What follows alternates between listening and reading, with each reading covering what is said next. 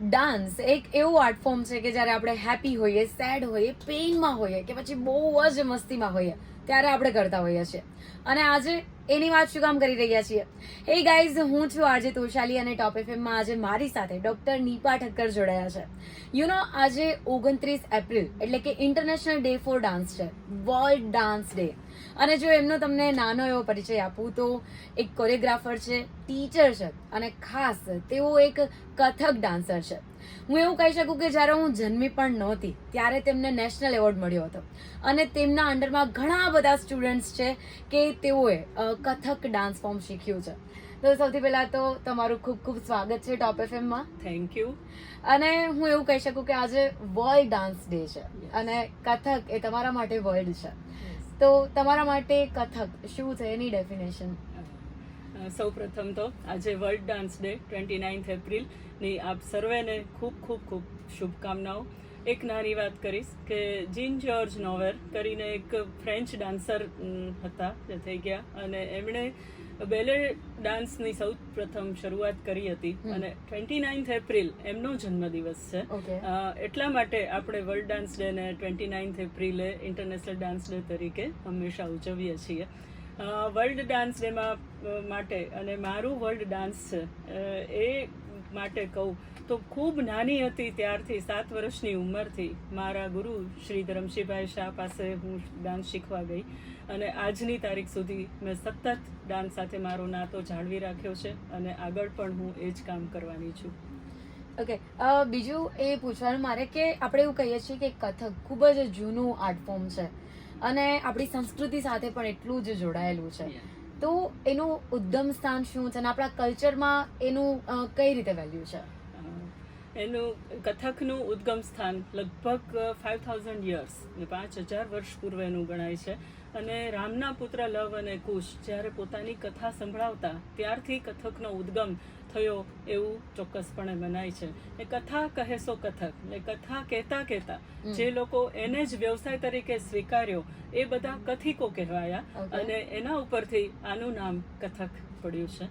Okay, બીજું એ કે આપણે કહીએ ને કે આપણા કલ્ચરમાં ભક્તિ સાથે કથક જોડાયેલું હોય છે, તો સ્પેસિફિક કોઈ ઈશ્વર સાથે કે કોઈ ગોડેસ સાથે કથક જોડાયેલું ખરી કે આપણા સંપ્રદાયમાં કથકનું કે કોઈ એક સ્પેસિફિક સંપ્રદાયમાં એનું ખાસ મહત્વ હોય એવું ખરું? ધર્મ અને સંપ્રદાય બે વસ્તુ બરાબર છે પણ ધર્મ સાથે કથકનું જોડાણ ખૂબ છે કારણ કે કથકને નટવરી નૃત્ય પણ કહેવાય છે. નટવર એટલે કૃષ્ણ, એટલે કૃષ્ણ સાથેનું જે જોડાણ છે એ નટવરી નૃત્ય તરીકે કથકને આપણે જોઈએ છીએ. કૃષ્ણ સાથે ઘણું બધું વધારે પણ બીજા ગોડ સાથે પણ એટલે કે ભગવાન રામ છે, ભગવાન હનુમાનજી છે, એ ભગવાન શંકર છે, એ બધા સાથે પણ કથકનો ખૂબ નાતો છે. કેમ કે અમે કથકની અંદર અમારી બંદિશ જ્યારે કરતા હોઈએ ત્યારે અમારી બંદિશમાં એક કવિત કરીને એક વર્ડ છે. એ કવિત એટલે બધી કવિતાઓ. એ કવિતાઓ બધા જ દેવદેવીઓ ઉપર આધારિત હોય, એમના વર્ણન એની અંદર આવતા હોય અને એને અમે અમારા ડાન્સમાં રિલેટ કરી અને નૃત્ય કરતા હોઈએ છીએ. ખાસ મારે તમને એ પૂછવાનું કે લાઈક અત્યારની જનરેશન છે, મોડર્ન જનરેશન, એ લોકોને હિપહોપ ડાન્સ ગમે છે કે વેસ્ટર્ન ડાન્સ ગમે છે, બધા જ બરાબર. તો માની લો કે એમને એ પણ શીખવા છે તો કથક એમને તેમાં કઈ રીતે હેલ્પ કરી શકે તેમના આર્ટ ફોર્મની અંદર? હા, બહુ સરસ ક્વેશ્ચન છે. જ્યારે કથક શીખ્યેલી વ્યક્તિ આ કોઈ હિપહોપ ડાન્સ કે કોઈ બોલિવૂડ ડાન્સ જ્યારે કરે ને ત્યારે એનો ડિફરન્સ છે ને એ જે કરતા હોય ને એ અને જે જોતા હોય એ ખૂબ સરસ રીતે માણી શકે કે કથકની જે કોઈ બોડી લેંગ્વેજ છે એ પહેલેથી લોકો શીખ્યા હોય અને એના પછી આ ડાન્સને લોકો જ્યારે એક્સેપ્ટ કરે ત્યારે એ બંનેનો ડિફરન્સ ખૂબ સરસ રીતે મેનેજ કરી શકે અને એના જે વળાંકો છે, શરીરના અંગભંગીઓ છે, એને ખૂબ સુંદર રીતે પોતે પણ માણી શકે અને લોકોને પણ મનાવી શકે. આમ બહુ સ્પષ્ટ છે. આની સાથે એ પણ પૂછવાનું મન થાય કે એક્સપ્રેશન કઈ રીતે આમાં એ લોકો મેનેજ કરી શકે કે કથક શીખ્યા હોય તો એ કઈ રીતે એ લોકોને શીખવા મળતું હોય? જ્યારે કથક નૃત્ય વ્યક્તિ શીખે 7 વર્ષની ઉંમરથી લગભગ શરૂ થતું હોય, અને અમારામાં કહેવાય કે વિશારદની ડિગ્રી 7 વર્ષે મળતી હોય છે, જે અખિલ ભારતીય ગાંધર્વ મહાવિદ્યાલય મંડળ સાથે કનેક્ટેડ છીએ, અને એ મંડળ આ ડિગ્રી આપતું હોય છે, અને 7 વર્ષ સુધી કન્ટિન્યુઅસ કરતા હોય છે બાળકો કથક. અને જ્યારે વિશારદ થઈ જાય ત્યાર પછી ધીમે ધીમે એ લોકોમાં એક્સપ્રેશન ડેવલપ થતા હોય છે, એટલે એ એક્સપ્રેશન આની સાથે પછી ખૂબ સુંદર રીતે મેચ થઈ જાય છે જ્યારે બીજો કોઈ પણ ડાન્સ કરે ત્યારે.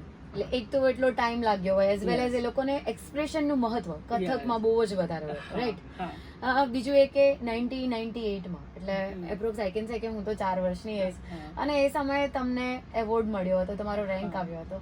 તો એ સમયનું એટમોસ્ફિયર કેવું હતું, લોકો કથકને કેવી રીતે જોતા હતા, અને આ બધી જર્નીમાં એ સમયે તમારી સાથે એ એક્સપિરિયન્સ કેવો હતો જ્યારે તમને એવોર્ડ મળ્યો હતો?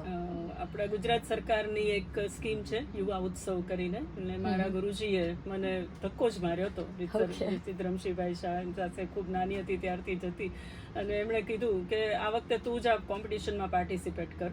એટલે ગુજરાત લેવલે હું ફર્સ્ટ આવી, એની પહેલાં આપણા ઝોન લેવલે ફર્સ્ટ આવી, એટલે ગુજરાત સરકાર તરફથી મારે એને રિપ્રેઝેન્ટ કરવાનું હતું ચેન્નાઈમાં. ચેન્નાઈમાં ખૂબ આખા દેશના બધા જ લોકો હતા, મારી બહુ સરસ ઇવેન્ટ રહી, અને એમાં મને એવોર્ડ હાસિલ થયો.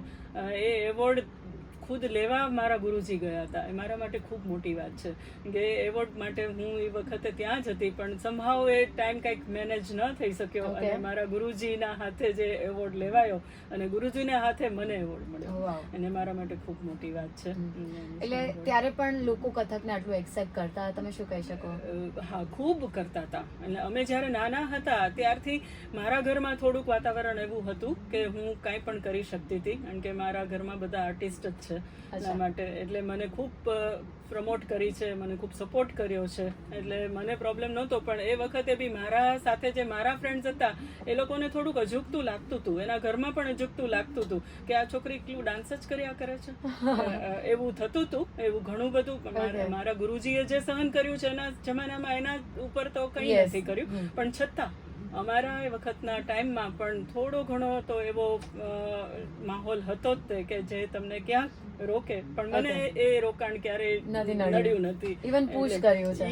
યસ, મને બેક જ મળ્યું છે, મને પુશ જ મળ્યું છે, એટલે બહુ સરસ રીતે આ કામ કરી શકીએ. 90s ની એ વાત આપણે કરી, અને અત્યારે 2024 આપણે કહીએ કે જ્યારે લોકોને રેપ સોંગ ગમે છે, વેસ્ટર્ન અને બોલિવૂડ કલ્ચર ગમે છે, તો ત્યારથી અત્યાર સુધીની તમારી જર્ની કેવી રહે? અને આ સાથે કહેવાય ને કે આ જર્નીમાં તમને કોઈક એવું મળ્યું હોય કે તમે કહી શકો કે કોઈ એવા સ્ટુડન્ટ્સ કે જે તમને ખાસ, કે પછી તમારી કોઈ એવી એક્ટિવિટી તમને બહુ જ યાદ રહી ગઈ હોય?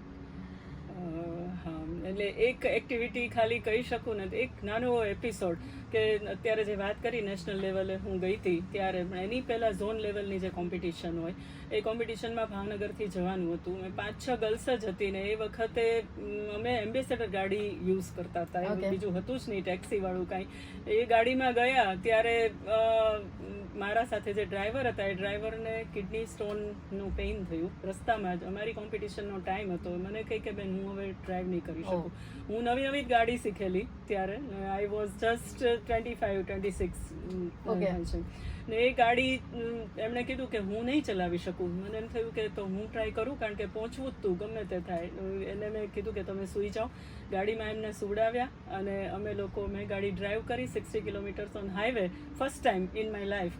અને અમે ત્યાં પહોંચ્યા, અને એ ભાઈને પણ મેં રસ્તામાં એઝ અ મેડિકલ સ્ટુડન્ટ મેં ઇન્જેક્શન પણ આપ્યું, અને એમને ત્યાં સુધી પહોંચાડ્યા. અમે કોમ્પિટિશન બી જીત્યા, ને ભગવાને મારા 3D સાથે કામ કર્યું, ડાન્સિંગ, ડ્રાઇવિંગ એન્ડ ડોક્ટરી.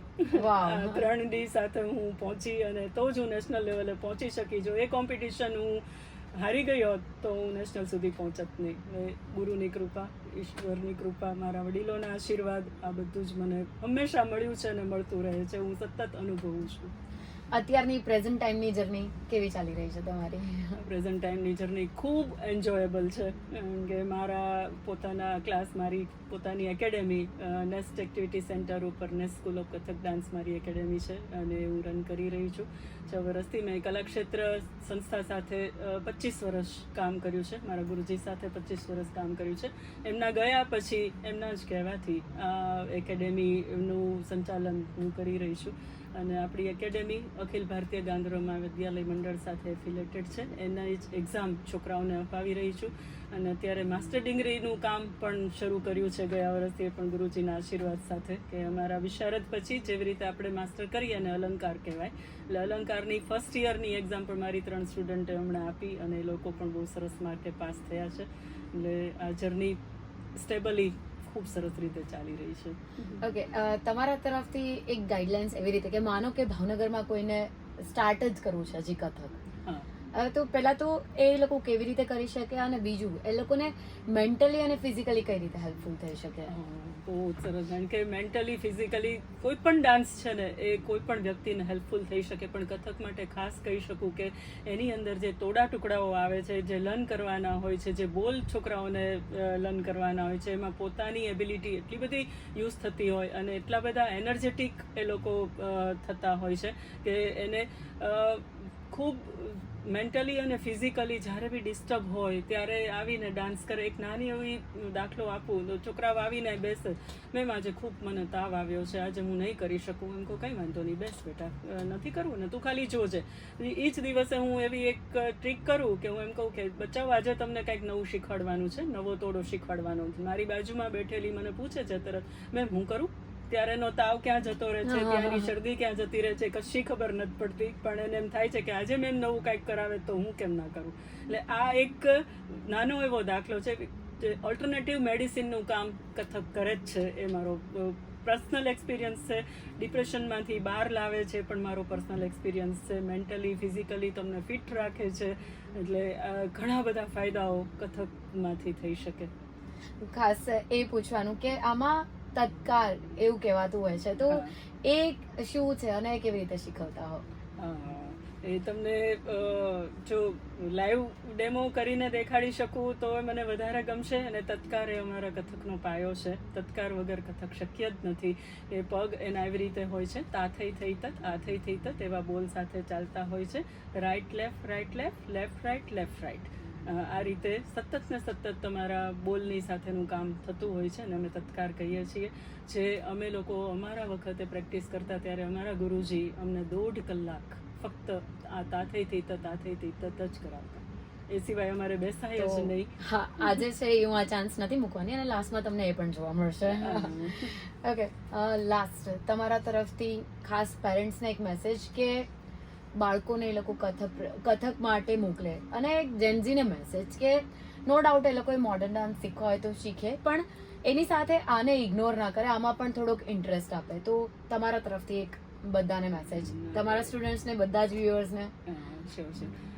કથક માટે તો કહી જ શકું, પણ બધા જ આર્ટ ફોર્મ માટે એક જનરલ મેસેજ હું આપી શકું કે કોઈ પણ વ્યક્તિ કે કોઈ પણ બાળક હોય એને તમે નાનપણથી જ કોઈક આર્ટ સાથે જોડેલું રાખો. એ એના માટે ખૂબ બેનિફિશિયલ છે, એની લાઈફ માટે ખૂબ બેનિફિશિયલ છે. કારણ કે આગળ જતાં ઘણા બધા સંઘર્ષો કરવાના જ છે. આપણે બધા જ જાણીએ છીએ, અમે અમારી એજે જાણીએ, તમે તમારી એજે જાણો, હજી ઘણું આગળ પણ છે. પણ એવા સંઘર્ષોમાંથી બહાર નીકળવા માટે થઈને એક આર્ટ ફોર્મ એના પાસે હશે ને તો એને એ સંઘર્ષમાંથી બહાર નીકળવા માટે બીજા કોઈનો સપોર્ટની જરૂર નહીં પડે. કારણ કે આ એક એટલું મોટું સપોર્ટિવ છે. હું મારા બાળકોને કાયમ કહેતી હોઉં કે બેટા એક મિત્ર બનાવો, કોઈ પણ આર્ટને એક તમારું ફ્રેન્ડ બનાવો. એ ફ્રેન્ડમાં એવું થશે કે આ આર્ટ છે ને એ તમને ક્યારેય નહીં છોડે.